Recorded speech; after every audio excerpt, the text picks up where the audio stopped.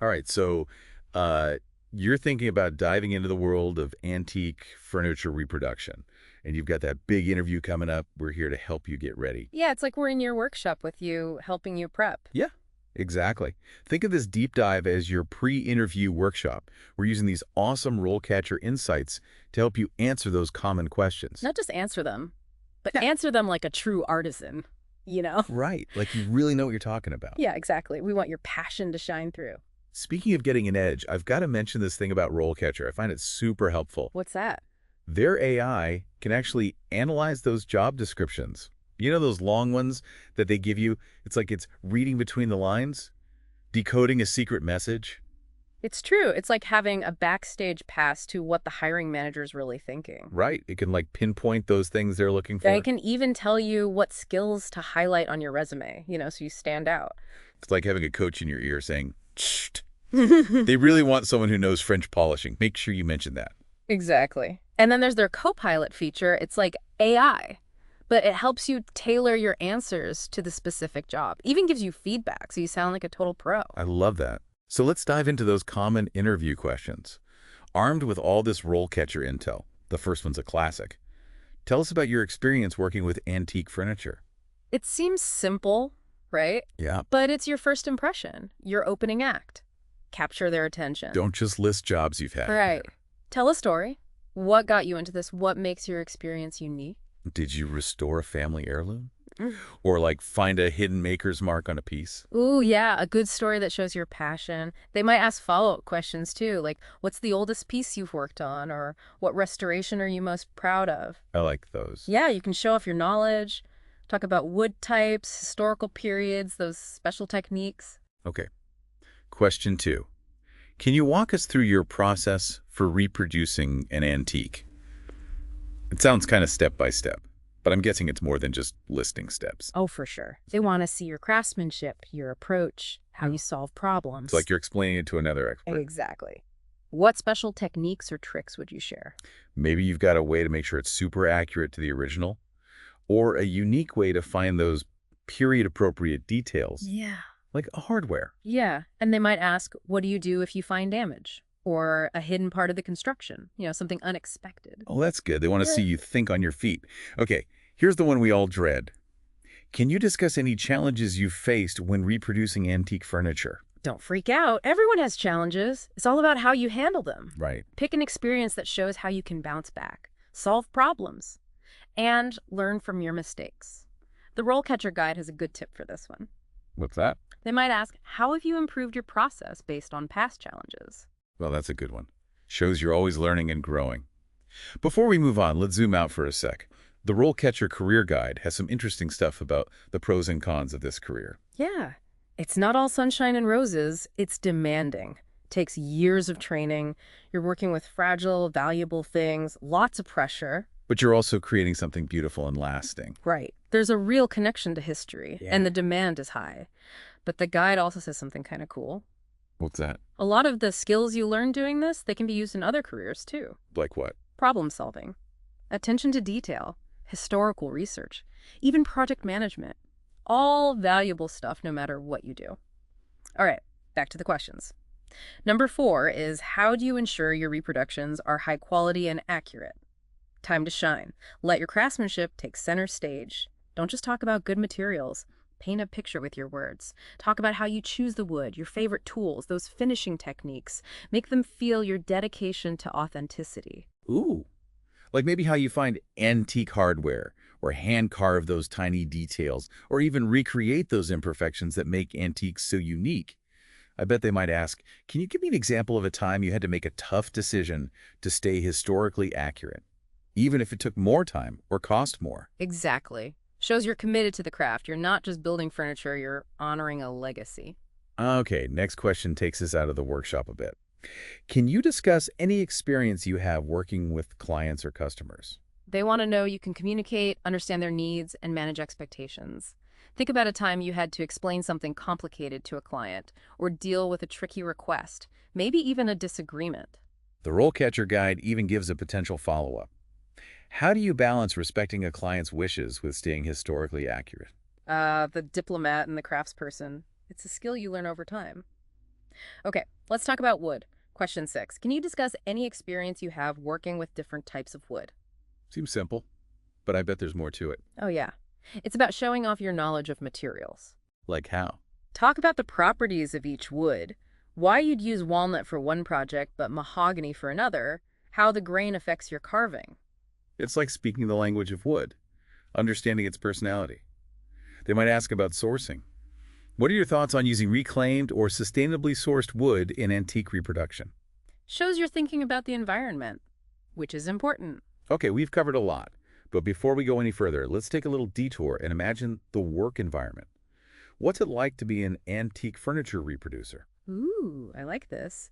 Close your eyes. Imagine you're in a workshop. Smell the wood, hear the tools. You might be studying a piece, figuring out its secrets, or sketching a new design. Maybe you're working with other artisans sharing tips and tricks, or even teaching someone new.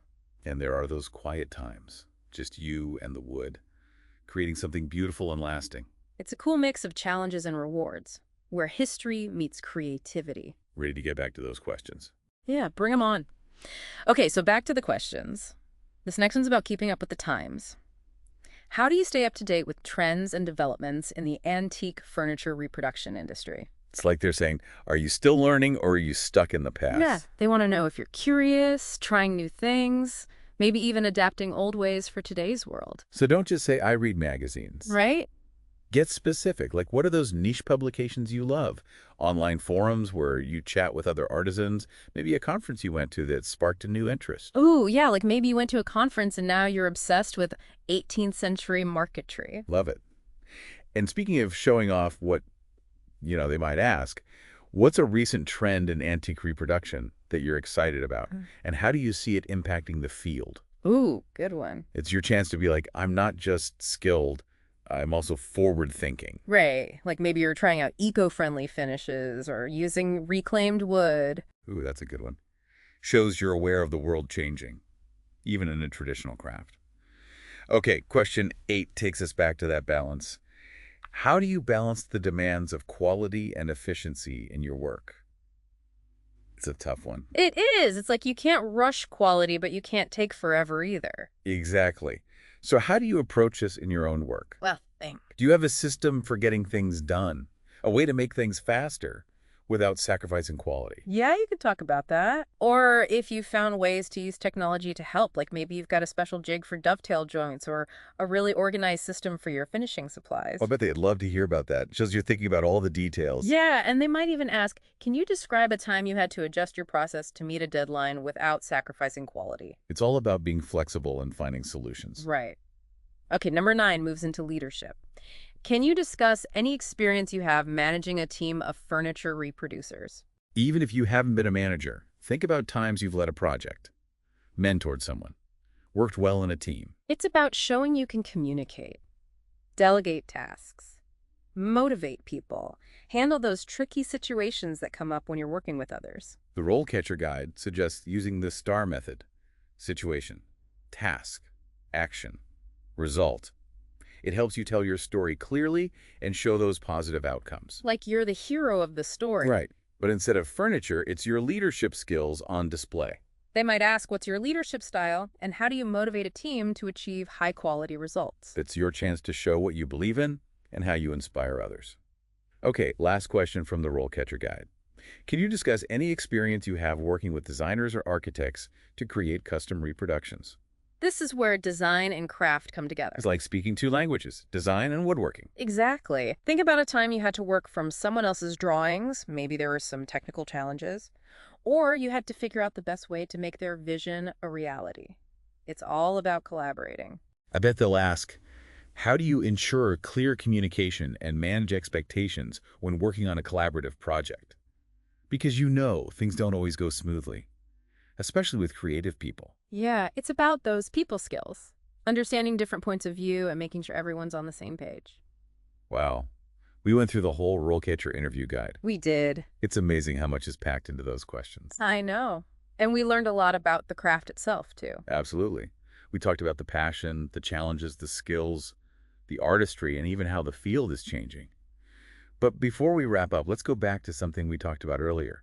Remember that part in the RoleCatcher Career Guide about the growing demand for eco-friendly furniture? Oh, yeah. That was interesting. It made me think about the future of this whole field. It's like this old craft meeting this new idea of sustainability. It's like a bridge between the past and the future. Right. Maybe it means using reclaimed wood or finding new ways to make eco-friendly finishes. Or maybe it's about restoring old pieces instead of always making new ones. It's exciting to think about all the possibilities. And as you enter this field, you can be part of that change. You could be the one who comes up with a new way to use sustainably sourced wood or make historically accurate pieces that are good for the environment. That's inspiring. To be a protector of the past and a pioneer for the future. And it all starts with that interview. So remember, tap into your passion, let your excitement show, and really demonstrate your commitment to the art and the future of this incredible craft. Because it's not just about getting a job. It's about joining something bigger. A whole line of craftspeople who have dedicated their lives to preserving beauty history and the power of handmade objects. Well said.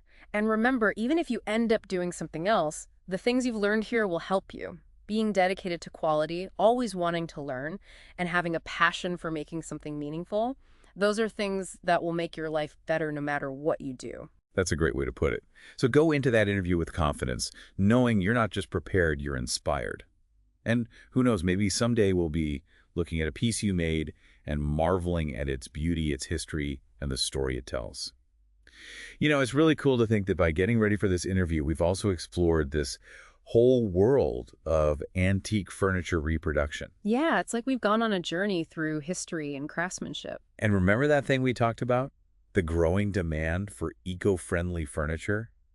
It really got me thinking about what's next for this field. Yeah, it's such an interesting mix. Making things from the past, but thinking about the future. Right, like honoring tradition, but also being innovative. Exactly. Maybe it means using reclaimed wood more, or finding ways to make those finishes more eco-friendly. Or maybe it's about focusing on restoring those beautiful old pieces instead of always building new ones. I think there's so many possibilities. And, as you start your career in this field, you could be a part of that change. You could be the one to come up with a new technique for using sustainable wood, or a way to make pieces that are historically accurate.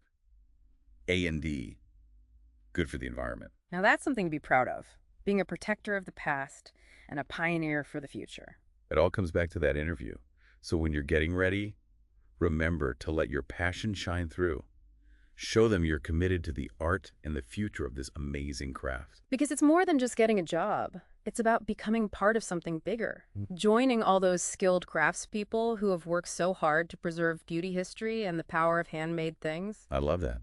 And even if you end up taking a different path, the things we've talked about today will still help you. Being dedicated to quality, always wanting to learn, and having a passion for creating, those are things that will make your life richer no matter what you do. Absolutely. So go into that interview with confidence. You're prepared and you're inspired. And who knows, maybe one day we'll see a piece you created and be amazed by its beauty, its history, and the story it tells.